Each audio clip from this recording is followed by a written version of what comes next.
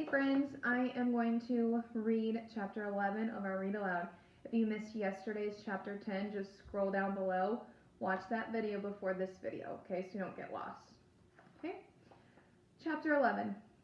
I'm still trying to figure out what the silent communication between Richie and Cassidy was when Andrew scoots closer to me on the bench, so close I can smell the cheese sauce from his nachos.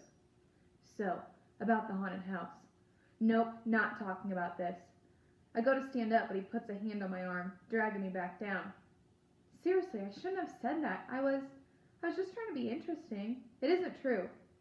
I saw your face, Tessa. You meant it. Your eyes were huge. I'm opening my mouth to tell him he's wrong when I realize that would be lying.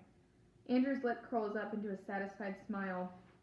You can rule out a career in professional poker, FYI. You are a terrible liar. I know. So why are you trying to make me believe that you didn't mean any of that? I shrug and exhale. I don't really know the answer to this, other than to say that I'm afraid of what Andrew will think if I tell him the truth. That there's a mysterious box drawn on my sketch pad, my own bathroom went berserko on me, and I'm scared every time I walk through the door of my new house. Makes me sound dramatic. Actually, it makes me sound like a lunatic. My mom used to think our house was haunted, Richie offers. She said she heard all kinds of crazy things. It was scaring her.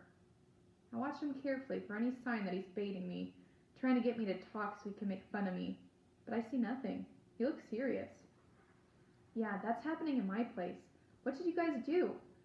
Richie guzzles the rest of his milk, then goes to open the second of 3 cartons on his tray. The guy must really like white milk. We called an exterminator. Turned out there were rats in our walls. Big black ones with teeth so long and yellow my mom fainted when they showed her. I wince and look back down at my tray. I'm not thrilled to hear about the yellow-fanged rats in his house, but it gives me hope. Maybe the noises Mom heard were just some kind of rodent. But that still doesn't explain the box drawn on my sketch pad, or the way the bathroom turned on me. I don't think the things happening in my house can be explained by rats, or bugs, or birds, or anything else that could get in and make noise. I pause, unsure of how much to actually share with them. I do a little drawing. I'm kind of an artist. Whatever is making the noises in my house also drew something in my sketch pad. Silence. A lone fry dangles from Richie's lips, and if possible, his mute sister's eyes open even wider. Andrew picks up the last of the nachos on his tray for a few long moments, then pushes it away and focuses on me. I know I saw you drawing down by the water the other day. I wanted to come over and talk, but my dad had a work meeting, so we had to leave. He pauses thoughtfully, then looks me in my eyes. What did they draw? I think back to the perfect right angles and the unbelievable shading. Even now it gives me goosebumps. A box.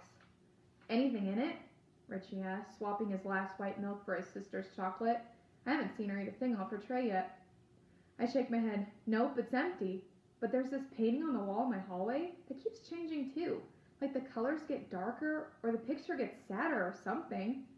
I can't believe I'm telling them this. Where do you live again? Andrew asks. Shady Street, not far from the pond where I met you.